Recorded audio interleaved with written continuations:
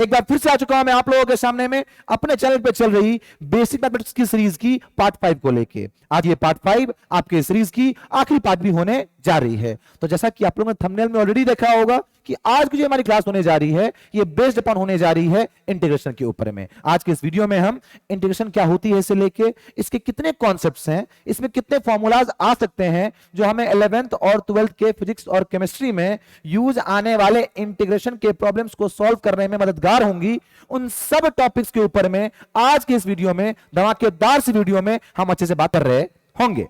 आपका काम सिर्फ इतना होगा, कॉपी और पेन को लेकर आपको बैठना होगा, हर एक चीज को नोट करना होगा, और जब आपके सामने क्वेश्चंस आए तो वीडियो को पॉज करके क्वेश्चन को पहले खुद से ट्राई करना होगा, फिर यहां पे आके देख के अपने इंटीग्रेशन नाम के इस टॉपिक को हलवा बना के जाना होगा।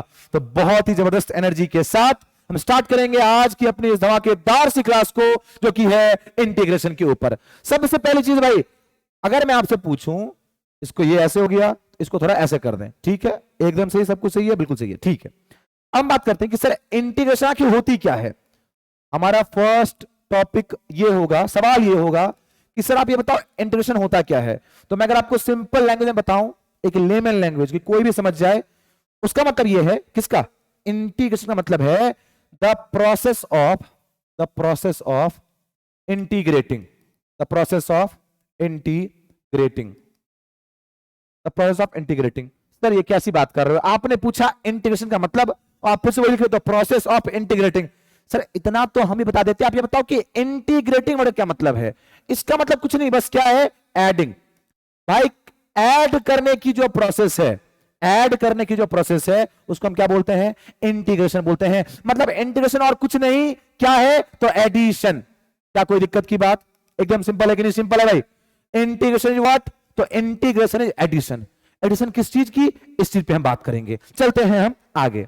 अच्छा, मैं आपको एक पहले बता दूं, जिन लोगों ने डिफरेंशिएशन नहीं देखा है, मेरी जो बेसिक मैथमेटिक्स की जो पार्ट है डिफरेंशिएशन की, पार्ट 4 आई गेस, थर्ड है हाँ, जिन लोगों ने नहीं देखी है उनको इंटीग्रेशन में दिक्कत आएगी। तो मैं आपको रेकमेंड करूंगा कि आपको मैं यहाँ पे लिंक शो कर रहा हूं, आप लिंक के सहारे जाओ, डिफरेंशिएशन देख के आओ, उसके बाद आपको इंटीग्रेशन एकदम इजीली, जैसा मैंने बोला हुआ है, हलवा बना दूंगा मैं आपके लिए, ऐसे आपको समझ में आ जाएगा। लेकिन इसके लिए पार्ट 3 देखना बहुत जरूरी है, जाके आप देखें। चले, मैं उम्मीद करता हूं कि आप देख के आए होंगे। अब शुरू करते हैं। कहां पे? सर हमने सीख लिया कि इंटीग्रेशन क्या होती है, पहले तो मीनिंग सीखा, एडिशन। सर किस चीज का एडिशन? अरे इंटीग्रेशन एडिशन है, द प्रोसेस ऑफ एडिंग। लेकिन what is going to be added in integration, इसकी बात करते हैं। डिफरेंशिएशन में आपको ये पता था कि सर dy अपॉन में dx का मतलब होता है स्लोप। क्या मतलब होता है इसका? Slope, instantaneous slope. क्या लिखे, क्या हमने लिखा था इसका? Instantaneous slope. ये होता है ना मतलब डिफरेंशिएशन में। सर इंटीग्रेशन क्या है उसकी बात करें हम। कहते हैं आपके सामने, मान लो मैं आपके सामने ऐसे ग्राफ दे दूं, ये क्या है? ग्राफ है, ये एक्स एक्सिस, ये क्या है? Y axis. मैं बोलूं कि एक लाइन ऐसे ड्रॉ की गई है, मैं पूछूंगा एक लाइन ऐसे सीधे ड्रॉ की गई है, मैं पूछूंगा भाई इसका एरिया अंडर द ग्राफ क्या होगा? एरिया अंडर द ग्राफ क्या होगा? आप सिंपली क्या करेंगे सर, यहां से एक लाइन ऐसे ड्रॉ करेंगे। सर मान लो अगर ये हमारा लेंथ हो गया, ये हमारा ब्रेथ हो गया, तो यहां पे एरिया अंडर दिस लाइन या एरिया अंडर द ग्राफ क्या हो जाएगा? सिंपली L इंटू बी हो जाएगा भाई, कोई दिक्कत की बात नहीं है। ये आप कर लेंगे कब? जब ये आपको एक स्ट्रेट लाइन ग्राफ होगा, मतलब अगर कांस्टेंट ग्राफ है आपके पास, कांस्टेंट, कैसा ग्राफ भाई? कांस्टेंट। सर कांस्टेंट क्यों बोला? अरे देखो ना, y की वैल्यू कंटिन्यूअसली x के रिस्पेक्ट में सेम रह रही है, तो ग्राफ कैसी हुई? कांस्टेंट ना। सब बता रखा हुआ है मैंने, कौन से वीडियो में? डिफरेंशिएशन के वीडियो में। तो एक कांस्टेंट ग्राफ है, तो कांस्टेंट ग्राफ की एरिया फाइंड करनी कोई बड़ी बात नहीं है सर, हलवा हम भी कर लेते। सर फिर आप क्या बोलना चाह रहे हो? आप तो क्योंकि आप तो सर कुछ और बोल रहे होगे, क्योंकि ये तो इतनी इजी चीज तो हमसे पूछ नहीं रहे होगे आप। तो सर आप नहीं रुक जाओ, एक मिनट रुक जाओ, तो टाइम तो सब कुछ अरेंज है। नहीं अरेंज नहीं है, अरेंज कर दिया, ठीक है कर दिया। इसको ऐसे किया और छोटा सा बनाया और इसको कॉर्नर में डाल दिया, ठीक है? हाँ ठीक है, ये कॉर्नर में है। तो आप किसी भी नॉर्मल ग्राफ की स्लोप, कांस्टेंट ग्राफ की स्लोप आप ऐसे फाइंड कर सकते हो, ठीक है? मैं आपसे पूछूंगा, अगर आपके पास, ध्यान से देखना, अब अच्छे से देखना, ये ग्राफ है जो कि कांस्टेंट नहीं है, ये y एक्सिस ही रहेगा, ये x एक्सिस ही रहेगा। अब अगर मान लो कि आपके सामने एक ऐसा ग्राफ आ जाए, मतलब आपके पास ये ग्राफ कैसी है? तो वेरिएबल ग्राफ है।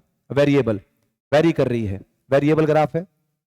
अब कैसी होती है वेरिएबल ग्राफ? होती कैसे? तो कर्व होती है ना, दिख ही रहा है आपको यार, ये कांस्टेंट ग्राफ हमेशा स्ट्रेट लाइन होती है, लेकिन जो वेरिएबल ग्राफ होती है वो कैसी होती है? कर्व होती है, कर्व दे रखा है। अगर आपसे अब पूछ ले area under the curve, sir हमारी तो मौत आ जाएगी, कैसे बताएंगे? समय तो पता ही नहीं है। सर इसमें तो ठीक था कि अगर स्ट्रेट लाइन है तो हम लेंथ टू ब्रेथ कर देंगे, हमें एरिया मिल जाएगा, या मान लो स्क्वायर भी होता तो सर वो भी कर लेते हैं, या फिर अगर लाइन, अगर ऐसे भी लाइन अगर नीचे गिर रहा होता हम इसका भी एरिया फाइंड कर लेते। लेकिन सर ये तो वेरिएबल ग्राफ है, ये कर्व कहीं पे कुछ है, तो इससे अगर यहां से अगर यहां लाइन आप मिलाएंगे भी, यहां से यहां भी मिलाएंगे, तो भी आपको कोई प्रॉपर शेप ऑब्टेन नहीं होगा। तो प्रॉपर शेप ऑब्टेन नहीं होगा तो फिर कोई प्रॉपर या स्पेसिफिक फॉर्मूला लगा नहीं सकते, एरिया फाइंड कर नहीं सकते। तो ऐसे ग्राफ का हम एरिया कैसे फाइंड करते हैं? मैंने बोला आप अगर सिंपली बेसिस पे देखो तो आप ऐसे किसी ग्राफ का एरिया तो आप वाकई फाइंड नहीं कर सकते। मैं इसको और छोटा करूं, मिटा दूं इसको, हाँ मिट गया। इसका आप एरिया फाइंड नहीं कर सकते, ठीक है। मैंने बोला क्या हम सिंपली एक छोटा सा काम ये कर सकते हैं कि इसमें एक पतली पतली स्ट्रिप काट लेते हैं। स्ट्रिप क्या होती है? ऐसे एक पतली पतली क्या काट ली हमने? स्ट्रिप काट ली है। ये स्ट्रिप है ना, अरे एक रेक्टेंगुलर शेप, क्या बोलते हैं उसको? स्ट्रिप बोलते हैं। हमने पतली पतली स्ट्रिप काट ली, अभी एक ही काटी है, ऐसी बहुत सारी काटेंगे। अच्छा मान लो कि पतली स्ट्रिप है तो इसकी कुछ वैल्यू y में होगी ना, मैंने बोल दिया उसको y, मान लो y। और ये जो छोटा सा डिस्टेंस इन x है, तो छोटे से डिस्टेंस x को हम क्या बोलते हैं? मतलब छोटी सी वैल्यू इन x को हम क्या बोलते हैं? सीखा था डिफरेंशिएशन में सर, dx। क्या कोई दिक्कत की बात नहीं सर? अब क्या ऐसे ऐसे हम बहुत अच्छा, देखो एक चीज, ये स्ट्रिप की आप एरिया फाइंड कर सकते हो क्या? सर कैसे? ये स्ट्रिप कुछ रेक्टेंगल सा दिख रहा है जिसका ये रहा लेंथ y और dx रहा क्या? ब्रेथ। लेंथ इनटू ब्रेथ क्या आ जाएगा? एरिया नहीं आ जाएगा? आएगा कि नहीं आएगा? बिल्कुल आएगा। तो मान लो क्या हम इस स्ट्रिप की एरिया अगर हमने फाइंड कर ली, तो ऐसे करते करते मैं यहां से लेकर यहां तक जो बहुत सारे स्ट्रिप्स बनेंगी, मतलब इस पूरे एरिया को हम छोटे छोटे स्ट्रिप में बांट दें और सारे स्ट्रिप्स के एरिया को ऐड कर दें, वही क्या होगा? इस पूरे कर्व का टोटल एरिया। ये बात क्लियर है? इंटीग्रेशन सीख रहे हैं इसके हेल्प से, ये कॉन्सेप्ट है इंटीग्रेशन को सीखने का, सिखाने का, तो आराम से पेशेंस रखेंगे, सीखेंगे। भाई ये तो एक हो गया स्ट्रिप, मैं कह रहा हूं ऐसे ऐसे बहुत सारे स्ट्रिप। मान लो कि यहां से भी एक स्ट्रिप मैंने उठाया और यहां मैंने एक स्ट्रिप बना दिया, ये ऐसे, ये क्या है? एक स्ट्रिप, ठीक है। ये मान लो कि दूसरा स्ट्रिप, ठीक है। ये भाई तीसरा स्ट्रिप, तीसरा स्ट्रिप, ये चौथा, ये फिर क्या सर? पांचवा स्ट्रिप। ओहो अच्छा, अच्छा बनाएंगे, अच्छा एकदम अच्छा। यहाँ पे तो बोर्ड भी स्मार्ट है, टीचर भी स्मार्ट है, ठीक है। हाँ भाई एकदम समझ जाओ कि हाँ सही है। और लास्ट में मान लो कि मैं क्लास में मैंने ले लिया, इतना टाइम नहीं है अपने पास, इसलिए खत्म करना ही है। तो भाई मान लो ये क्या था?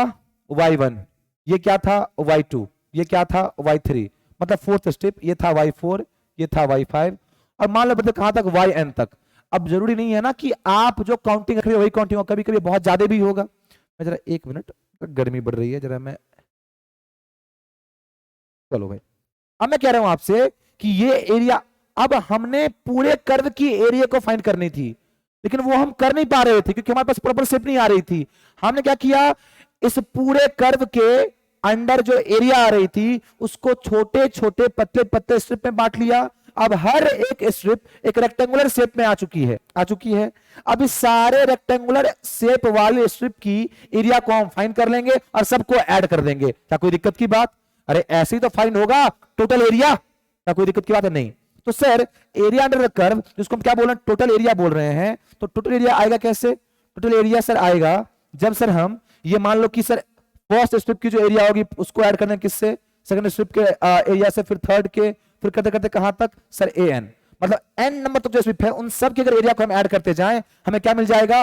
Total area under this curve. क्या कोई दिक्कत की बात है क्या? अरे बिल्कुल नहीं सर। अब बताओ एक चीज, मुझे बताओ आप लोग क्या बताओगे सर? आप लोग को बताना है क्या सर कि ये a1 फाइंड करना आसान है क्या? भाई फर्स्ट स्ट्रिप की वजह से एरिया क्या होगा? तो बहुत आसान है सर, y1 dx। अरे फर्स्ट स्ट्रिप का लेंथ कितना है? y1 है। ब्रेथ कितना है? अगर ये dx तो ये भी dx ना। सबका आप क्या ले रहे हो? x में छोटा ही डिस्टेंस। सबका क्या ले रहे हो? x में छोटा ही डिस्टेंस। तो y कहां से मिलेगा? यहां से। लेकिन सबकी जो ये dx वैल्यू है वो क्या है? एकदम सेम है, मतलब छोटी सी वैल्यू ले रहे हैं। किसमें? भाई ये स्ट्रिप बहुत पतली पतली है ना, तो अगर पतली रखोगे तभी जाके आप रेक्टेंगुलर शेप ऑब्टेन होगा। तो पतली पतली रखेंगे तो ये डिस्टेंस कैसी होगी, dx ना, छोटी सी चेंज, छोटी सी value in x is dx, छोटी सी value in y is dy। तो ये छोटी सी वैल्यू इन x है तो क्या होगा, dx dx dx। क्लियर है? ये पहले का एरिया क्या होगा, y1 into dx, length into breadth. तो दूसरे का एरिया क्या होगा सर, y2 dx। तीसरे का एरिया क्या होगा सर, y3 dx। करते करते कहां तक, an, मतलब क्या, yn dx। क्या कोई दिक्कत की बात है क्या भाई? अरे क्लियर है कि नहीं क्लियर है? अच्छे से क्लियर है। तो total area is equal to a1 plus 83, ये हो गया सर। सिंपली इसको हम लिख सकते हैं, ध्यान से देखना, इन सब का सम मतलब y1 dx plus y2 dx plus y3 dx, कहां तक सर, yn dx तक। क्या कोई दिक्कत की बात है? बिल्कुल नहीं। अब ये क्या दिख रहा है आपको, क्या ऐसे हम इसको, ये जो पूरी आपको लिखी है सम की एक्सप्रेशन, एडिशन की एक्सप्रेशन, क्या हम इसको ऐसे नहीं लिख सकते कि समेशन ऑफ, समेशन कर दिया किसका सर, yn dx का, कहां से कहां तक सर, n की वैल्यू 1 से लेके n की वैल्यू n तक, n की वैल्यू 1 से लेके कहां तक, n की वैल्यू n तक। अरे यही तो लिखा हुआ है, इसी की वैल्यू 10th में आप लोगों ने पढ़ा होगा ना, मीडियन मोड में। ये समेशन कर रहे हैं पूरे का, yn dx, n की वैल्यू कहां से कहां तक, 1 से लेके n तक। तो यही तो होगा y1 dx plus y2 dx plus y3 dx plus y4 dx, कहां तक, yn dx तक। क्या कोई दिक्कत की बात है? नहीं। दिक्कत की बात अब आएगी, जरा इस कर्व को गौर से देखो। ये जो कर्व यहां पे है, तो रेक्टेंगुलर शेप तो यहीं तक होगा ना, मतलब यहां से लेके यहां तक। अब जब आप रेक्टेंगुलर शेप की एरिया फाइंड कर रहे थे, जब लेंथ इनटू आप ब्रेथ कर रहे थे, तो ये जो हल्की सी पार्ट कर्व के वजह से यहां पे रह गई, ये तो बाकी रह गई ना। और ऐसी हल्की हल्की एरिया हर जगह बाकी रही, यहां पे देखो हल्की सी ऐसे ये इतनी बाकी रह गई, यहां भी क्या हल्की सी, बहुत छोटी सी मैं कह रहा हूं, मैं नहीं, ये नहीं कह रहा बहुत ज्यादा, लेकिन हल्की सी इस कर्व की वजह से एरिया क्या रह गई, बाकी रह गई। देखो यहां भी जरा ऐसे है, ये तो हल्की यहां पे क्या रह गई, बाकी रह गई। इन सब एरिया को हम कैसे करते हैं कवर अप, इन्हीं सब एरिया को, मतलब आपको total area under the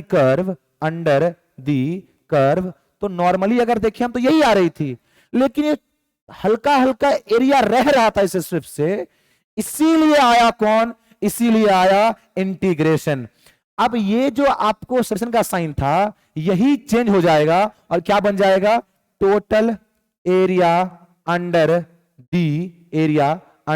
the curve आपको बन जाएगी इंटीग्रेशन। यही सिंबल है किसका, इंटीग्रेशन का। तो सही से लिखें इसको, इंटीग्रेशन ऑफ yn dx। मतलब क्या सर, कहां से कहां तक, n की वैल्यू 1 से लेके n की वैल्यू n तक।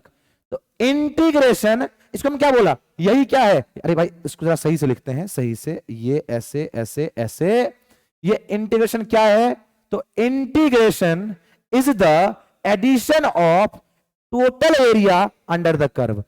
इंटीग्रेशन क्या बताता है, तो sir area under the curve के अंदर जो एरिया है उस सारे एरिया की वैल्यू बताता है कौन, हमें, इंटीग्रेशन। तो यही क्या है, यही है भाई हमारे लिए इंटीग्रेशन।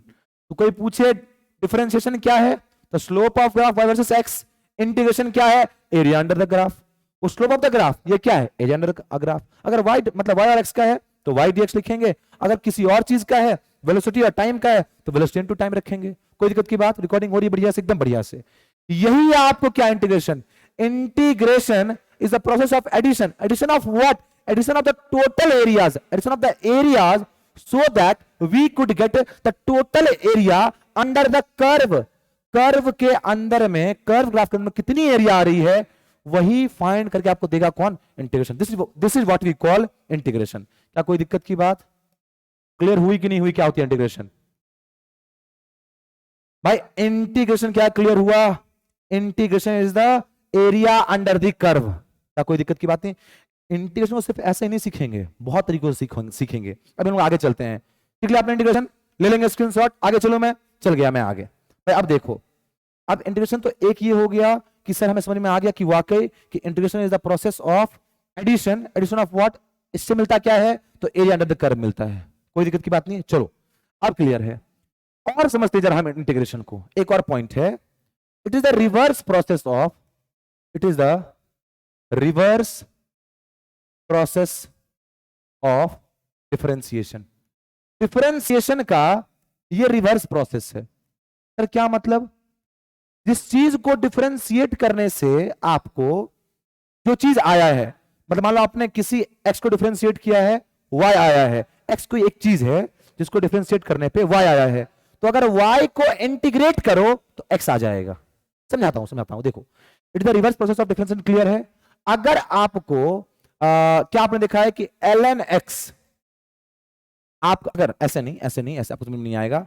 अगर y इक्वल टू मैं क्या, ओह अरे यार, अगर मैं क्या लिखूं, y equal to ln x लिखूं, तब क्या लिखोगे सर? dy अपॉन में dx इक्वल टू क्या हो जाएगा? 1/x। ये होगा। क्लियर है? मतलब ln x डिफरेंशिएट करने पे क्या आया है सर? 1/x। कोई दिक्कत की बात नहीं। लेकिन अगर आप 1/x को इंटीग्रेट करो, क्या आ जाएगा? ln x।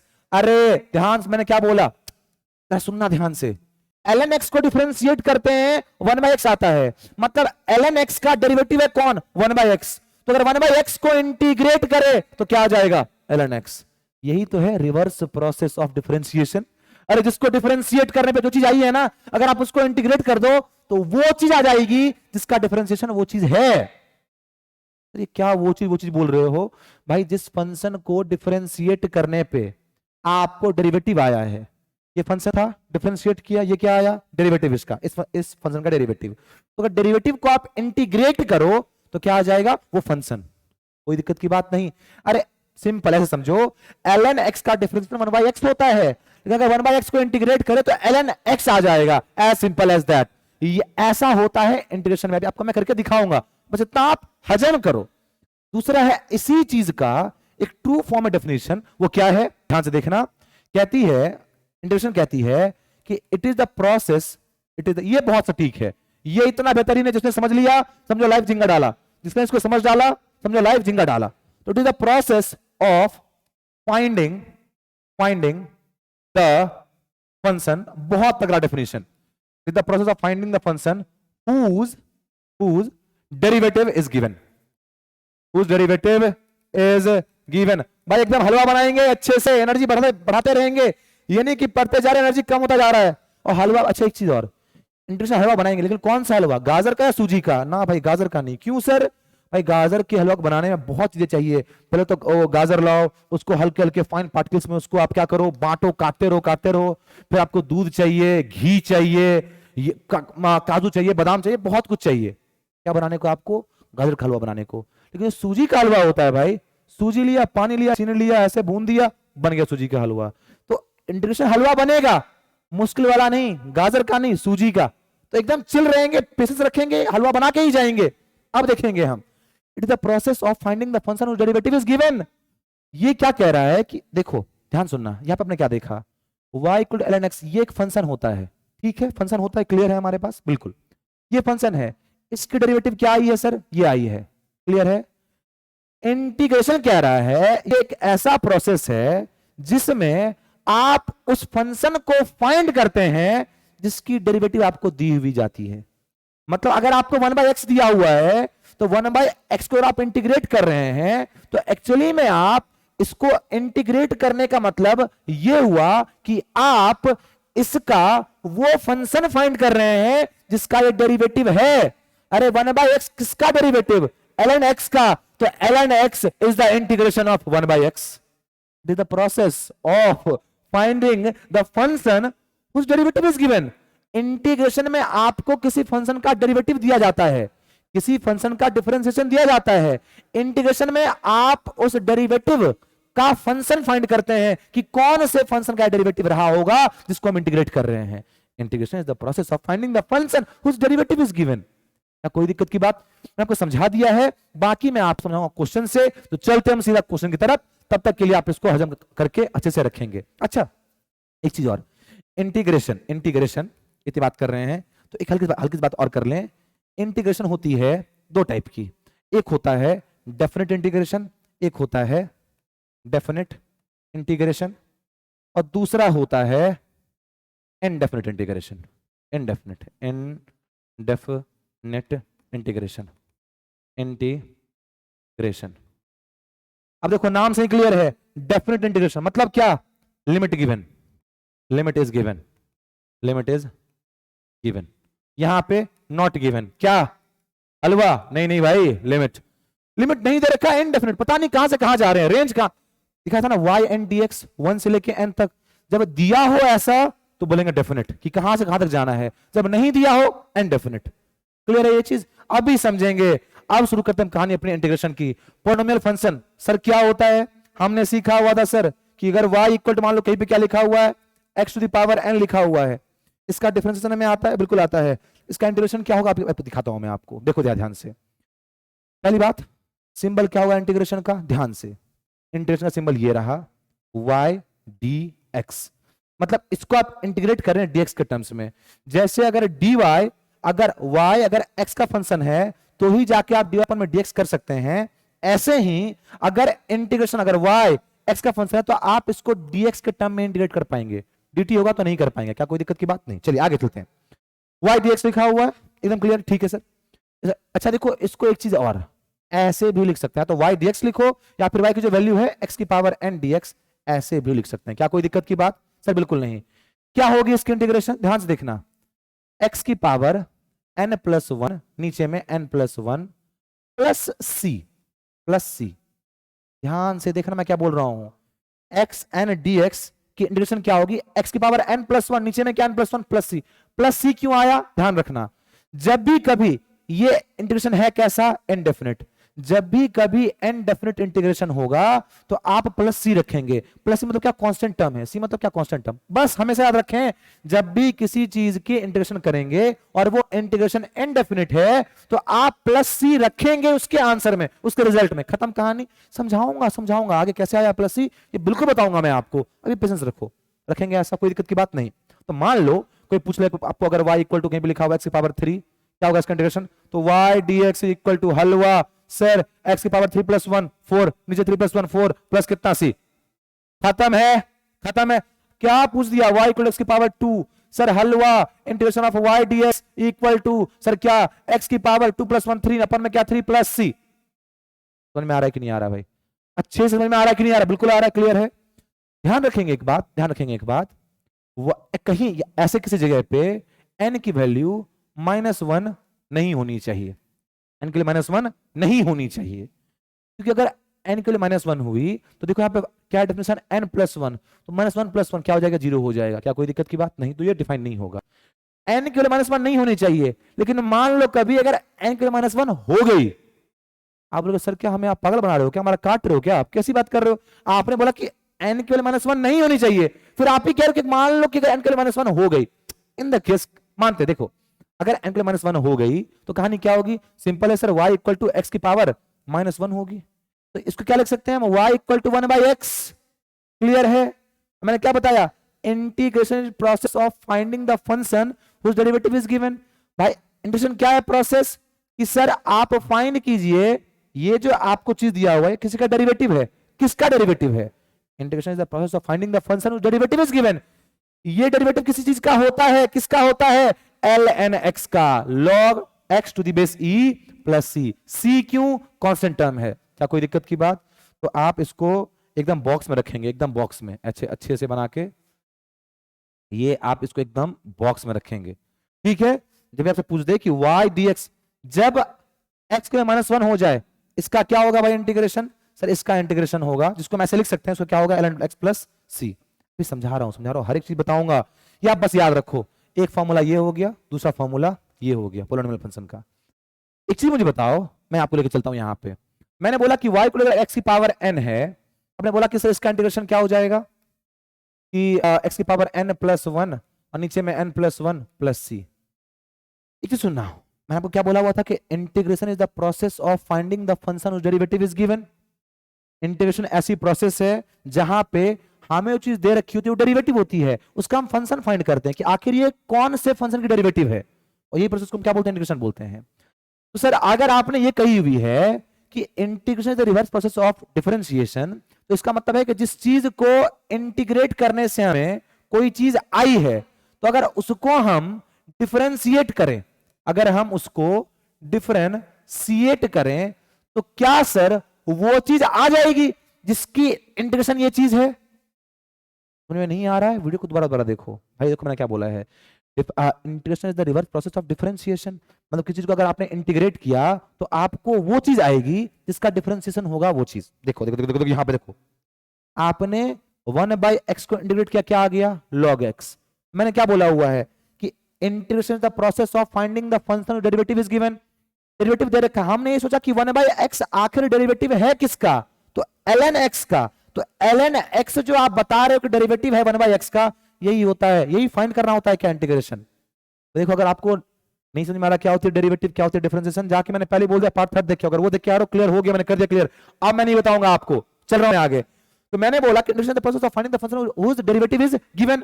तो भाई हम यहां पे देख रहे हैं कि 1/x था, ये किसकी होती है डेरिवेटिव, ln x की, यही क्या है डिफरेंशिएशन, क्लियर है। अगर इसको इंटीग्रेट करने से, ध्यान सुनना, अगर इसको इंटीग्रेट करने से ये आया है, तो अगर हम इसको डिफरेंशिएट करें तो ये आ जाना चाहिए, क्योंकि integration is the reverse process of differentiation. तो डिफरेंशिएट करने से जो चीज आ रहा है तो इंटीग्रेट करने से इसका उल्टा भी तो होगा। 1/x से ln x पे पहुंच रहे हो इंटीग्रेट करके, तो डिफरेंशिएट करके आप यहां भी तो पहुंचोगे, इसको डिफरेंशिएट करके आप यहां भी तो पहुंचोगे, रिवर्स प्रोसेस। बात समझ में आई कि नहीं आई।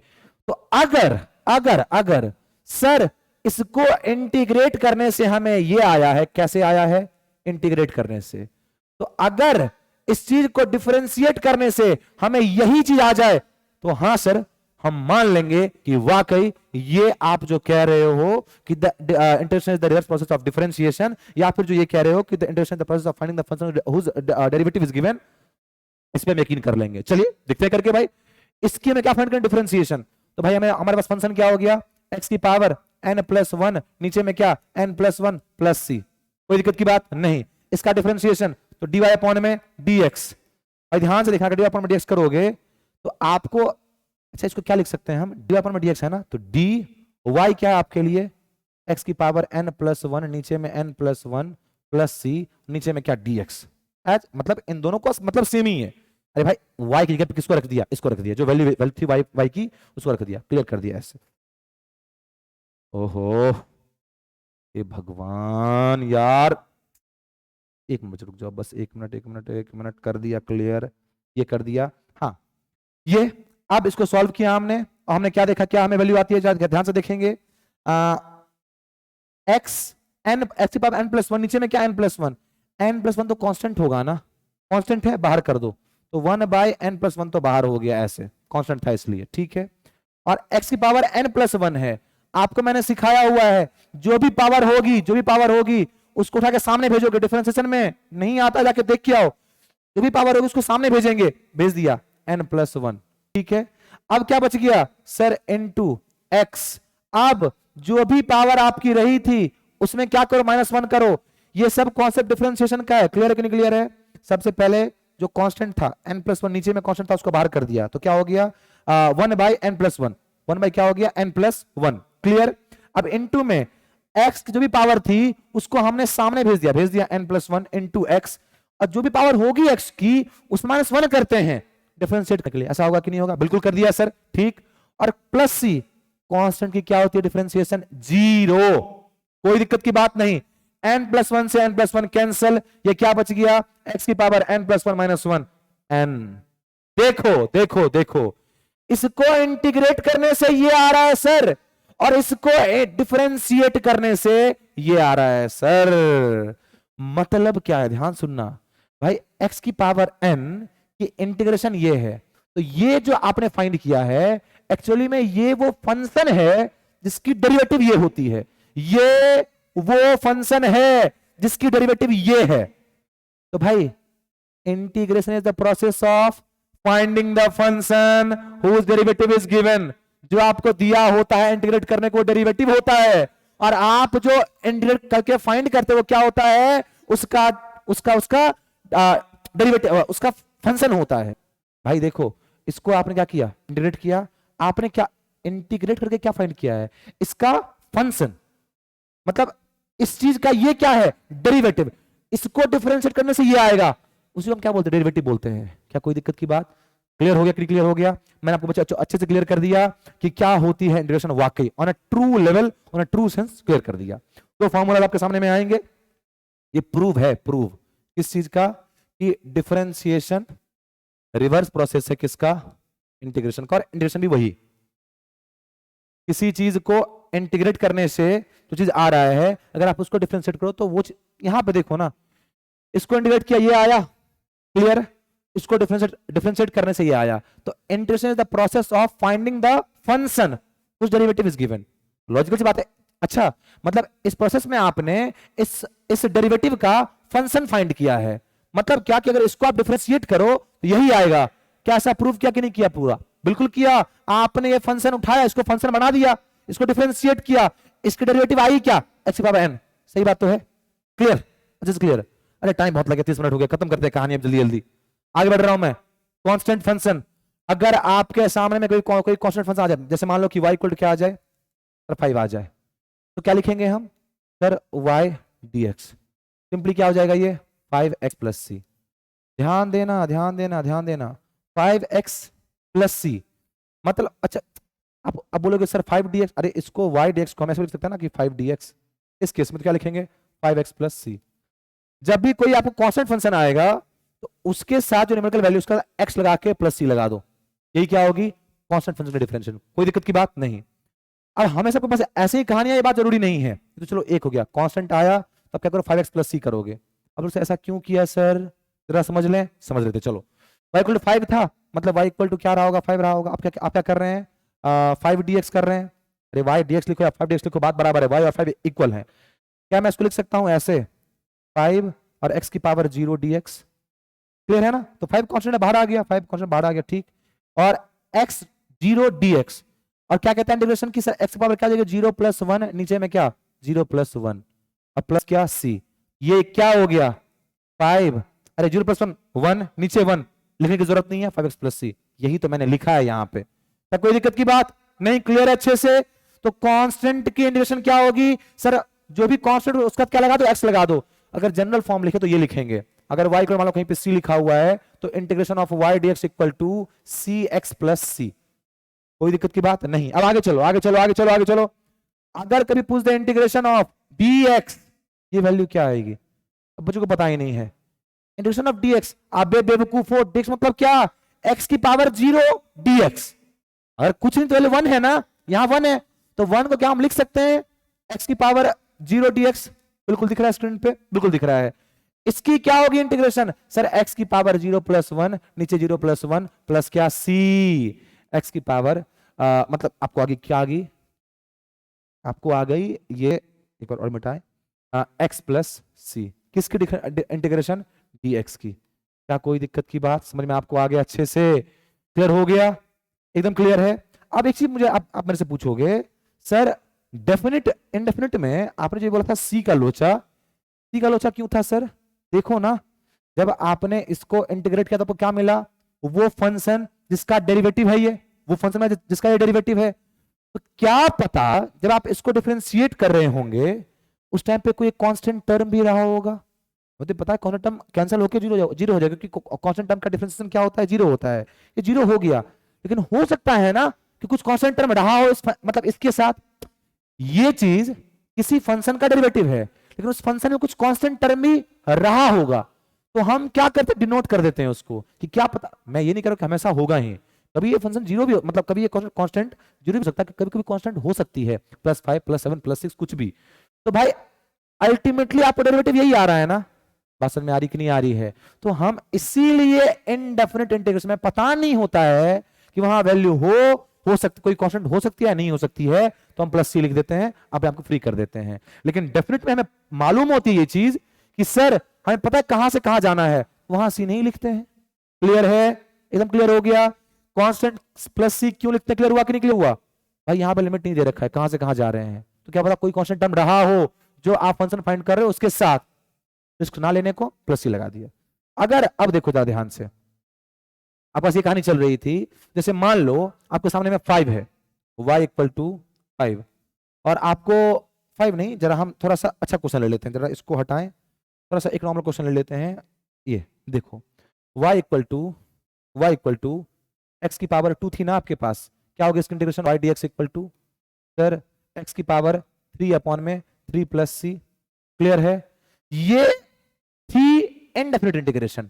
डेफिनेट मतलब क्या आपको बोले y equal to X square, और x की लिमिट कहां से कहां तक है, तो मान लो आपको बोल दिया गया कि x की लिमिट जो है मतलब y dx जो है y dx, इसको आप रखिए 2 से लेके 5 तक, 2 से लेके 5 तक। तो आप क्या करेंगे, x की पावर यहां पे x स्क्वायर था 3/3, लिमिट कहां से कहां लगाएंगे सर, 2 से लेके 5 तक, 2 से लेके 5 तक।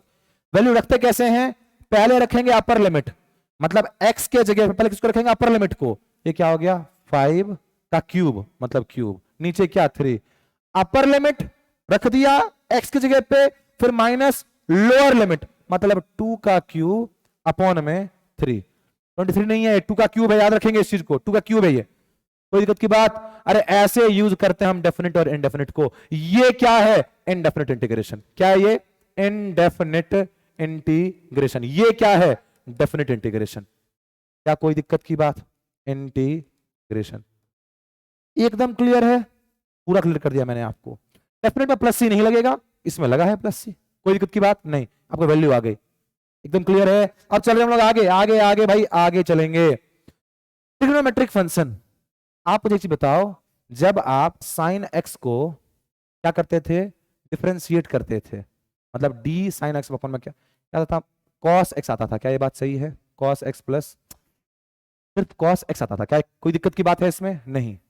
इसका मतलब सर, अगर हम कॉस एक्स को, ध्यान से देखिएगा, कॉस एक्स को हम इंटीग्रेट करें तो क्या आएगा, साइन एक्स आएगा। क्या कोई दिक्कत की बात, अरे जिसको डिफरेंशिएट करें, जो चीज आ रहा है तो आप उसको इंटीग्रेट करो तो क्या आएगा, तो आप डिफरेंशिएट करके ये ला रहे थे वो, कोई दिक्कत की बात नहीं।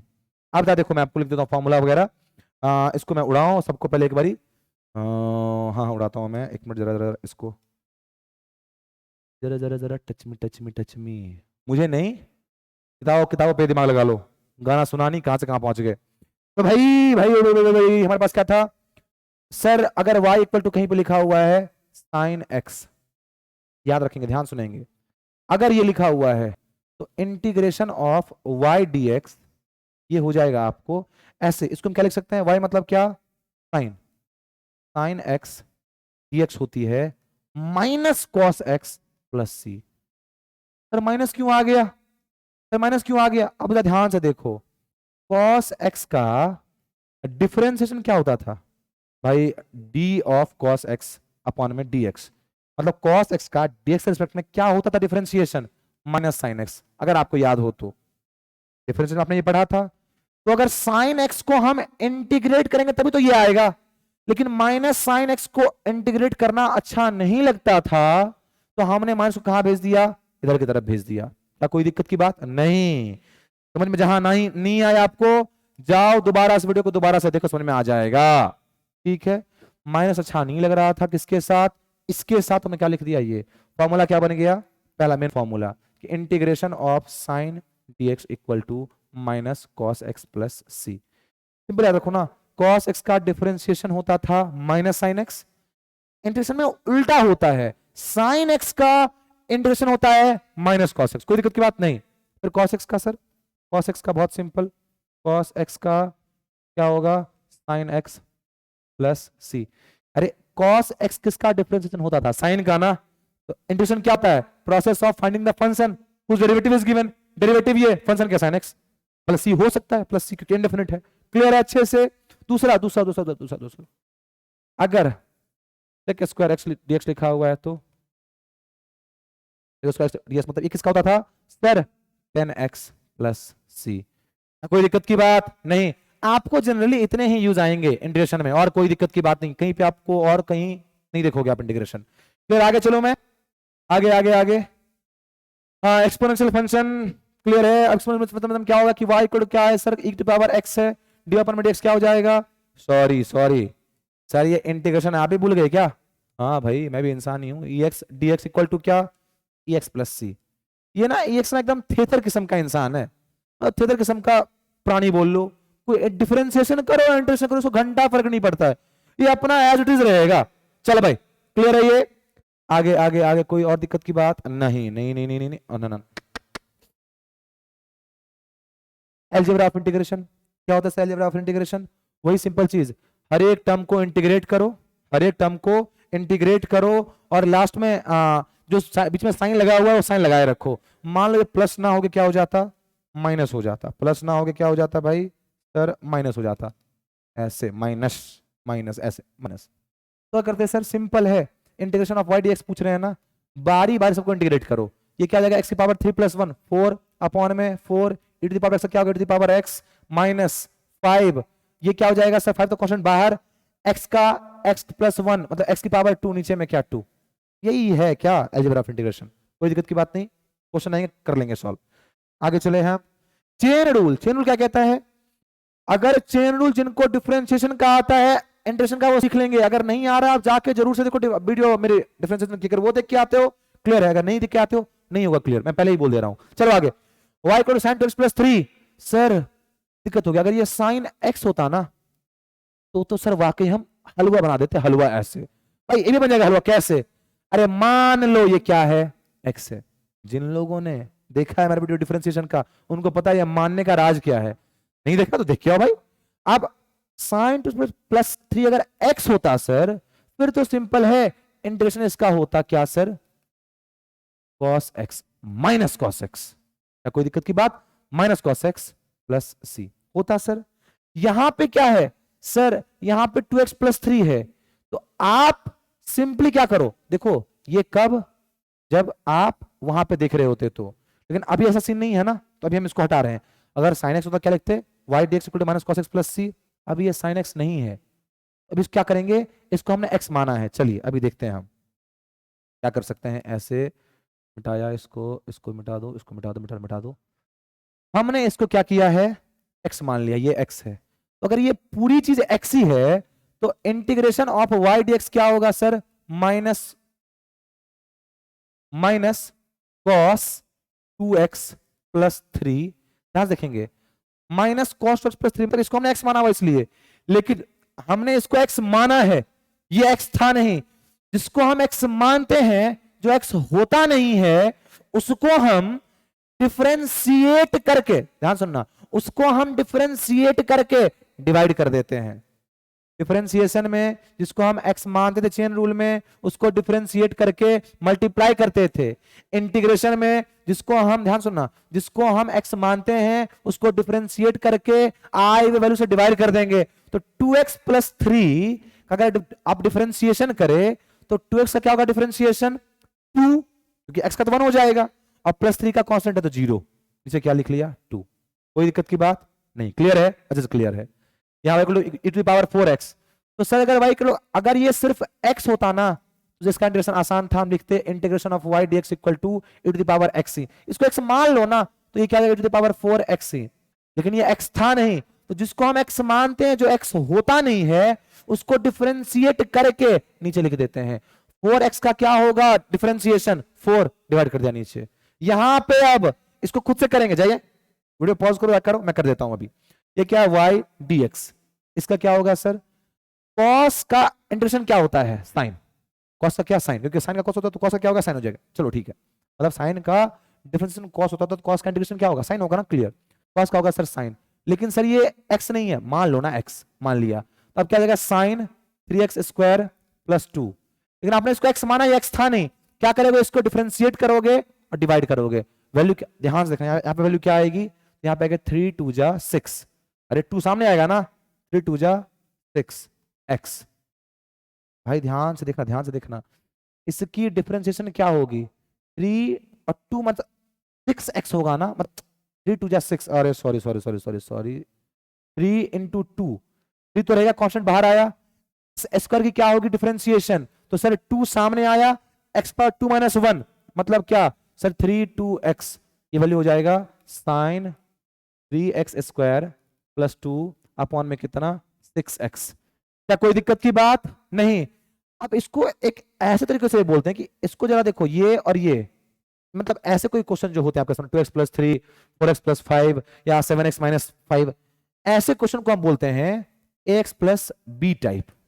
तो जब भी कभी आपको मान लो इंटीग्रेशन ऐसे आ जाए ax + b टाइप में, जैसे मान लो कि यहाँ पे साइन लिखा हुआ है, अब सिंपली क्या करो, साइन की डिफरेंशिएशन इंटीग्रेशन होती है वो करो, मतलब y dx = क्या हो जाएगा, साइन क्या होता है -cos, और ये लिखो एज इट इज, मतलब ax + b सिंपली आप x के कोफिशिएंट को डिवाइड कर दो इससे।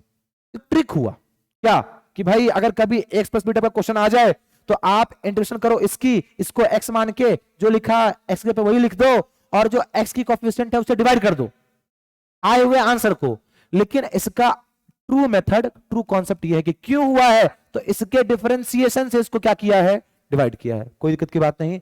सारी इंडेफिनिट तो प्लस सी यहां भी क्या प्लस सी। क्लियर है? आगे चल रहा हूं मैं। ये वही differentiation of x plus B type 1 by x plus B है, ध्यान से देखना। तो ये क्या हो जाएगा, अगर सर ये x होता आराम से सॉल्व कर लेते, कर लो।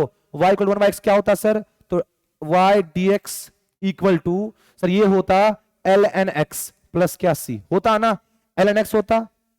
लेकिन यहां पे ये x क्या है, x प्लस बी, आप क्या रखेंगे, आप रखेंगे ln ax प्लस बी और क्या प्लस सी नहीं, x प्लस बी रखा।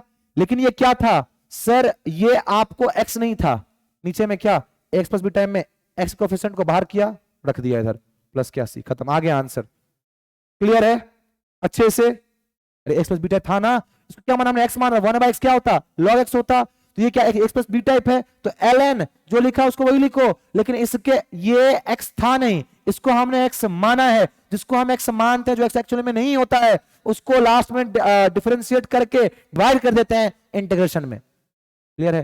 जिनको समझ में नहीं आ रहा ना, डिफरेंशिएशन देख के क्लियर हो जाएगा एकदम। वाले बात मैंने आपको वहां पे बहुत एक्सप्लेन किया हुआ है। आगे चले हम, प्रोडक्ट रूल। अब बारी आई है किसकी, प्रोडक्ट रूल की।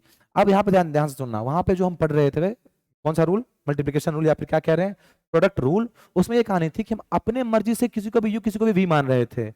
यहाँ पे यू वी अपने मर्जी से नहीं मानते। वहां बोले थे ना कि एक बार यू रखो कांस्टेंट तो यू हो गया, और फिर यू करो डिफरेंशिएट एक्स के टर्म्स में, और फिर उसके बाद वी को रखो कांस्टेंट और यू को करो डिफरेंशिएट। ये होता था डिफरेंशिएशन में। क्यों? वहां प्लस आता था, यहां माइनस आता है भाई। यहां पे ऐसा नहीं कर सकते आप। अच्छा माइनस, सॉरी वो सेंस नहीं लगाना है, आप बस इतना याद रखो वहां पे u भी, क्योंकि वहां पे प्लस आ रहा था तो पहले 2 को रखो या पहले 3 को रखो। 3 प्लस 2 में से क्या आएगा, 5 ही आएगा। 2 प्लस 3 5 ही आएगा, वहां फर्क नहीं पड़ रहा था। इंटीग्रेशन में ऐसा नहीं होता है, uv dx का इंटीग्रेशन होता है। देखो यहाँ पे लिखा हुआ है, मैं आपको फिर से लिख दूं, ये है uv dx का इंटीग्रेशन। सिंपल क्या करेंगे, u कांस्टेंट रखेंगे, बाहर किया, इंटीग्रेट करेंगे v dx को, माइनस इंटीग्रेशन ऑफ क्या, पहले आप क्या करो इसके अंदर में डिफरेंशिएट करो किसको, u को dx के टर्म्स में, फिर इसको क्लोज कर दिया। ठीक है, अब इंटीग्रेशन ऑफ किसका सर, v dx। क्लियर है? अब इस पूरे को बंद कर दिया इस ब्रैकेट में, और इस पूरे की जो वैल्यू आएगी उसको इंटीग्रेट करो किसके टर्म्स में, dx के टर्म्स में। यही क्या है प्रोडक्ट रूल। किसको यू किसको भी मानेंगे, इसके लिए थ्योरी आई लेट एक थ्योरी आई लेट। आप ऐसे याद रखें कि आपके जो ये टीचर हैं ये हर जगह हर काम में लेट ही रहते हैं। जैसे आपके वीडियो भी बहुत आने में लेट होती है, तो मैं लेट हूं तो या आई लेट, कौन, एनएम जा सर लेट, तो आई लेट। कैसे याद रखेंगे, ध्यान से सुनेंगे। आई मतलब इनवर्स, कभी अगर इनवर्स फंक्शन आ जाए, इनवर्स ट्रिग्नोमेट्रिक फंक्शंस, मतलब साइन इनवर्स एक्स आ जाए ऐसे, कॉस इनवर्स एक्स आ जाए ऐसे, एंड सो ऑन। ठीक है। लेट मतलब लॉगरिथमिक फंक्शन, लॉगरिथमिक फंक्शन, फन और ये एन। ठीक है। ए मतलब अलजेब्रा, मतलब वही पॉलिनोमियल वगैरह फलाना ढिमकाना, मतलब एक्स कहां पे आ जाए, अलजेब्रा। टी मतलब पता है, ट्रिग्नोमेट्रिक फंक्शन, ट्रिग्नोमेट्रिक फंक्शन। ठीक है। ई मतलब एक्सपोनेंशियल, एक्सपोनेंशियल। तो जो आइलेट में पहले आ रहा है उसको यू मानेंगे, जो बाद में आ रहा है उसको भी मानेंगे। क्लियर है अच्छे से? अब चले हम आगे सवाल पे। y equal to X sine X, X क्या है, अलजेब्रा, साइन एक्स क्या है, trigonometric function. I late A पहले आता थी बाद में, ये u बन गया, ये v बन गया। कोई दिक्कत की बात है क्या? बिल्कुल भी नहीं। अब देखो इसको मिटा दिया, मिटा दिया भाई। अब ये हो गया u, ये हो गया सर v। अब ध्यान से देखना भाई, ये u तो ये v।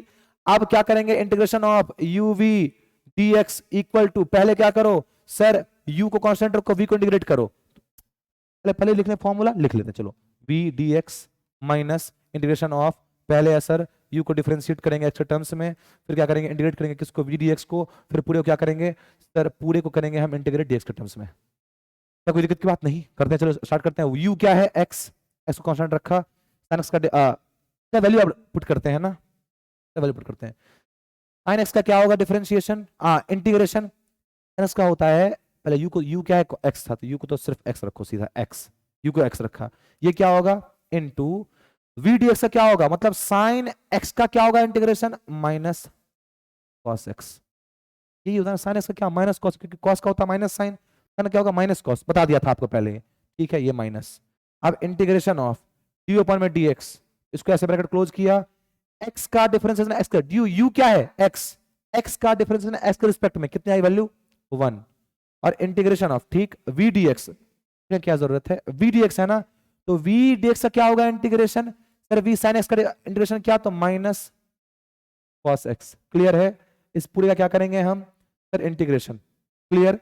अब देखो ये क्या होगा माइनस x cos x, अब माइनस ये माइनस प्लस हो गया, प्लस अभी साइन बाहर कर दो, क्लियर है, तो 1 इंटू कॉस एक्स क्या हो, कॉस एक्स होगा ना, तो इंटीग्रेशन ऑफ कॉस एक्स क्या आएगा, integration of cos x is sine x, अरे साइन एक्स का कॉस एक्स होता है तो कॉस एक्स का क्या होगा साइन एक्स का डिफरेंशिएशन होता था क्या कॉस एक्स, तो कॉस एक्स का इंटीग्रेशन क्या होगा साइन एक्स ना, साइन एक्स प्लस क्या सी, आंसर, आंसर आ गया, हाँ यही है आंसर, लिमिट लगा होता है वैल्यू रखते, नहीं लगा छोड़ देंगे ऐसे ही, x square log e to the power x, खुद से करना हलवा है, इजी कर दिया मैंने आपके लिए। अब ये तो आपके लिए होमवर्क, बने अच्छी बात है, ना बने तो कोई दिक्कत की बात नहीं है। अब वीडियो को एंड करें, क्या मिनट हो गए, 51 मिनट हो गए हैं, वीडियो को एंड ही करते हैं। अच्छा एक चीज और, एप्लीकेशन ऑफ डेरिवेटिव में ये समझ में आ गया ना आप लोगों को, मैं एकदम क्लियर कर दिया, आपके लिए 2 क्वेश्चंस हो गए, दोनों ट्राई करें, दिक्कत तो मैं आपको अगली वीडियो में जब आऊंगा, जब मैं आपको काइनेमेटिक्स पढ़ाऊंगा, अभी 11th की मैं स्टार्ट करने वाला हूं काइनेमेटिक्स सीरीज, क्योंकि अभी डिफरेंशियल इंटीग्रेशन कंप्लीट हो चुकी है, तो उसमें मैं आपको अच्छे से और बता दूंगा, तब तक के लिए मोर देन एनफ है ये, सीख लें। हाँ, एप्लीकेशन ऑफ डेरिवेटिव में जब हम पढ़ रहे थे तो हमने ये देखा था कि मैक्सिमा मिनिमा हमें 2 पॉइंट पे निकलते हैं, ठीक है, एक यहां पे निकला था, यहां पे निकला था, इसका मतलब क्या है, इसका मतलब ये है, जिन लोगों ने देखा था एओडी में उनकी बात कर रहा हूं, जिन लोगों ने नहीं देखा है मैं लिंक फिर से शो करता हूं, जाओ देख के आओ, फिर समझ में आएगा मैं यहाँ पे क्या बोल रहा हूं, ध्यान से देखना। अब मैं बोल रहा हूं कि जब आप x1 x2 की 2 वैल्यू फाइंड करते हो जहां पे आपको मैक्सिमा मिनिमा मिलता है, ये तो आपको पॉइंट मिली है जिसपे मैक्सिमा मिनिमा मिलेगा, सर y की मैक्सिमम वैल्यू क्या होगी ये फाइंड होगा जब आप x की मैक्सिमा, ये मैक्सिमा है ना, x की मैक्सिमा वैल्यू, x की जो जिस वैल्यू पे मैक्सिमा आई है, जब वो वैल्यू आप पुट करोगे, ये क्या आया है मैक्सिमा ना, तो मैक्सिमा जिस पॉइंट पे आई है x के, जब x की वो वैल्यू आप पुट कर दोगे y के ओरिजिनल इक्वेशन में, तब जो y की वैल्यू आए वही क्या होगी मैक्सिमा। ऐसे जिस पॉइंट पे आपको x की जिस पॉइंट पे आपको मिनिमा वैल्यू आई है, तो x के उस वैल्यू को आप पुट कर देते हो y के ओरिजिनल इक्वेशन में, तो आपको क्या आ जाएगा भाई y का मिनिमा वाला वैल्यू और सबसे कम वाला वैल्यू। क्या कोई दिक्कत की बात, मतलब y की मैक्सिमम मिनिमा कैसे फाइंड करते हैं हम, मतलब y कहां पे मैक्सिमम कहां पे मिनिमम पता चल गया, x इक्वल टू 0 मतलब x इक्वल टू 1 पे, लेकिन y की मैक्सिमम वैल्यू होगी कितनी, एग्जैक्ट वैल्यू कितनी होगी, वो जो मैक्सिमम पे होगी तो वैल्यू कितनी होगी ये कैसे फाइंड करेंगे, तो पॉइंट ऑफ मैक्सिमा की जो वैल्यू है x की उसको पुट कर दो किसके, उसके ओरिजिनल इक्वेशन में, ठीक। और कहां पे सर y की मिनिमम वैल्यू आखिर होगी, कहां पे नहीं, y की मिनिमम वैल्यू होगी क्या, वो कैसे फाइंड करेंगे, तो जहां पे x के जिस वैल्यू आपको मिनिमम वैल्यू आई है उस वैल्यू को पुट कर दो, वहां पे आपको आ जाएगी क्या y की मिनिमम वैल्यू। इसके साथ हम आज के अपने क्लास को एंड करते हैं, आप लोग खूब अच्छे से पढ़ते रहेंगे, मजे करते रहेंगे, आबाद रहेंगे, खुश रखेंगे खुद को भी और लोगों को भी, और तब तक के लिए आपको बहुत बहुत क्या कहते हैं उसको, बहुत बहुत कुछ भी, तो Radhe Radhe and thank you so much. Thank you किस बात के लिए, मदद तो मैंने वैसे आपकी की है पढ़ा के कॉन्सेप्ट क्लियर करके, लेकिन फिर भी थैंक यू, पता मेरा भी होगा अगर आप ये वीडियो देखेंगे तो, ऑब्वियसली पता नहीं कब, लेकिन होगी तो जरूर। चलिए इसके साथ राधे राधे।